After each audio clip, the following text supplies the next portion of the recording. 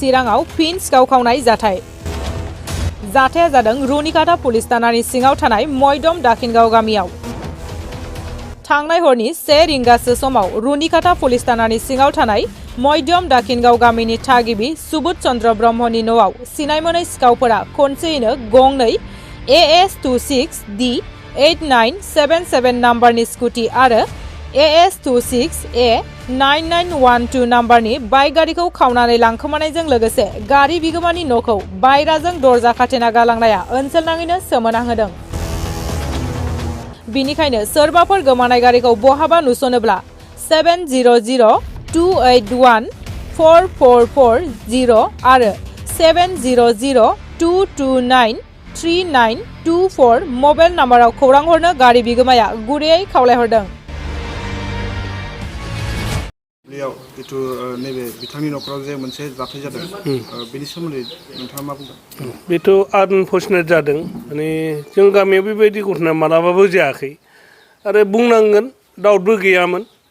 दा first time जों गामियाव बेनो जादों। बे हिसाबै आं दुखु फोरमायदों। बे न'खरा खोब माने कर्मि न'खर, साखरियाल गैया, बिसियाबो साखरियाल गैया, फिसायाबो साखरियाल गैया। बिदि खेथि मावनानै अमा दाउ फिसिनानै गंसे गारि ग्लेमारखौ बायग्रोदोंमोन। बिनि बोसोरथामसो उनाव थांलाय फैलाय बिसिखौ गथ' फोरोंनो थाखाय गंसे बायनानै होदों। दा बे खुनुरुखुम बायनाय गंनैबो गारिखौ हरसेयाव दिनै खावनानै लांदों। बे एकदमबारे आननेसेसारि आरो जाथावथारै। दा आं खावलायनो सानदों बे निउस पब्लिकनि गेजेरजों आरो रुनिकाटा थाना जा दङ बेवहाय एफआइआर होनाय जाबाय आरो पुलिस बिफानाबो बिनि सायाव गोख्रै नायबिजिरनांगौ आरो मोनोब्ला आयेन बायदियै सास्ति होनांगौ। खौरांनि गेजेरजों बिथांनि गारिखौ बहाबाफोर नुयोब्ला नोंथांमोनसिम खौरां हरनो आरो प्रशासननो खौरां होनो रायजो राजाफोरखौ मा खावलायो? बेनो माने खुब दुखुनांथाव बियो। माने आं खावलायगोन बे न'खरा जाहाथे बोरैबाफोर सोरबा बे गारिखौ मोननानै जुदि जोंनो खौरां हरोब्ला जों बिराद गोजोननाय मोनगोन आरो आं बयखौबो खावलायदों ओनसोलनि रायजो राजाफोरखौ बे न'खराव जि जाथाय जादों बेबायदि जाहाथे दाजाथों आरो बे गारिखौ सोरबाफोर मोनोबा नैबे न'खराव खौरांनि गेजेरजों मिथिहरो। आं बेखौनो खावलायहरदों ओनसोलनि जानानै। गुबै जाथाया माबोरै जामारदों होननानै बेसे समाव जादोंना नोंथाङा माबोरै मिथिदों?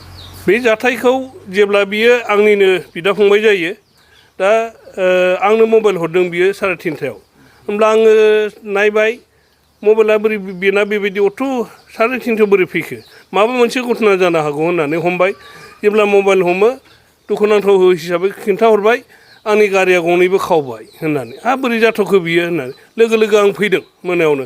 फैनानै नायबाय कन्डिसना बे दरजानि खाथिजों सक बेरा होनाय औवा दंमोन, बेखौ गुना खाथेनायखौ गुनाखौ हास'नानै बेजों खावनानै लांदों। आरो मोनसे जोङो बिराद दुखुनांथाव जों साननांगोन दा डेन्जार होननानै जों बुंनांगोन।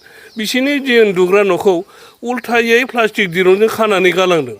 बियो डेन्जार आरो बेफोरबायदि सिखावखौ मोनोब्ला एजि हिसाबै हगारजाया। आं बेखौनो खावलायदों आरो जोङो बेखौ खेल खालामगोन। जेरावखि थाङा जेरावखि ओरै खाथि खाला रायजोफोरनो जों बेखौनो इनफरमेसन होनो सानदों। नोंथांमोनहा रायजोफ्रा जोंनो हेफाजाब होनांगौ जाहाथे मोनोब्ला गारिखौ बे न'खराव गथायफिनो। बेखिनि आंनिफ्राय।